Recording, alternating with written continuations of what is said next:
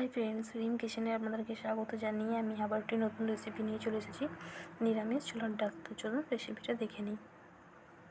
তো প্রথমে আমি ভিডিওটা করতে ভুলে গেছিলাম, তো এখান থেকে দেখাচ্ছি, দেখে নিন। আমি এখানে 200 গ্রাম মতো ছোলার ডাল নিয়েছি, আর নিয়েছি দুটো মাঝারি সাইজের আলু, দুটো মোটা করে কেটে নিয়েছি, আর দিয়েছি কিছুটা পরিমাণ জল, 2 চামচ লবণ, আর অল্প একটু তেল দিয়ে ডালটা সিদ্ধ করে নিয়েছি। এরপর গ্যাসে কড়াই বসিয়ে দিয়ে দিয়েছি 2 চামচ সরষের তেল। তেলটা গরম হয়ে আসলে ওতে দিয়ে দেবো একটা তেজপাতা, দিয়েছি দুটো শুকনো লঙ্কা,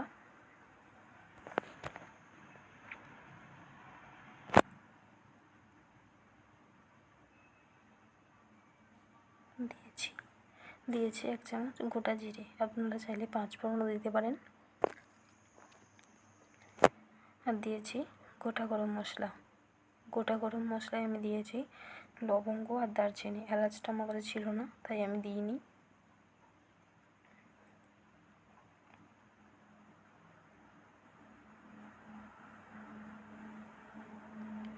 আর দিয়েছি 1/2 চামচ আদা বাটা। তো দিয়ে একটু নেড়ে চেড়ে নেব। এরপর একে একে গুঁড়ো মশলাগুলো আমি দিয়ে দেব। তো দিয়েছি 2 চামচ হলুদ গুঁড়ো,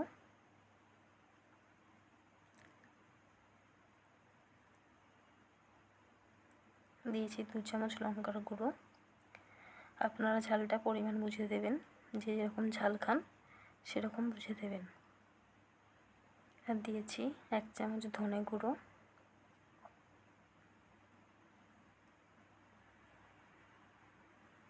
আর দিয়েছি 1 চামচ জিরে গুঁড়ো। দিয়ে মশলাটা একটু নেড়ে চেড়ে নেব। এরপর দিয়ে দেবো অল্প পরিমাণ মতন জল। তো জলটা দিয়ে নেড়ে চেড়ে ভালো করে মশলাটা কষিয়ে নেব, যতক্ষণ না মশলা থেকে তেল ছাড়ছে।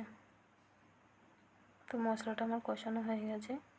এবার আমি সেদ্ধ করে রাখা ছোলার ডালটা দিয়ে দেবো।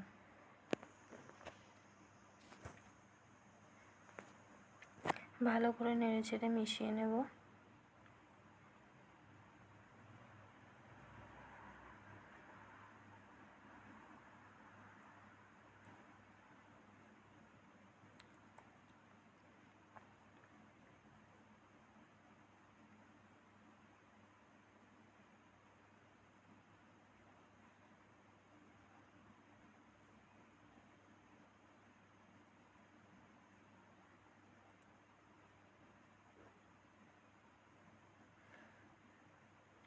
তো এরপর দিয়ে দেবো আবারও কিছুটা পরিমাণ জল।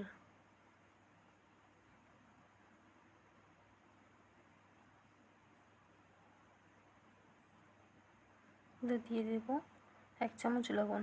যেহেতু আমি ডালটা সিদ্ধ করার সময় লবণ দিয়েছিলাম, তাই এখন লবণটা 1 চামচ দিলাম।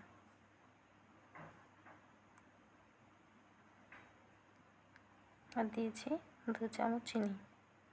আপনারাও যে যেরকম মিষ্টি খান সেরকম বুঝে দেবেন।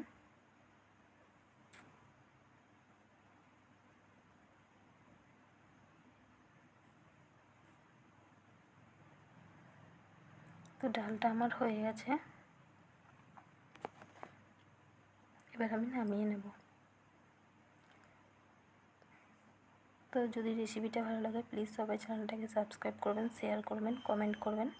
দেখা হবে পরের একটি নতুন ভিডিওয়ে।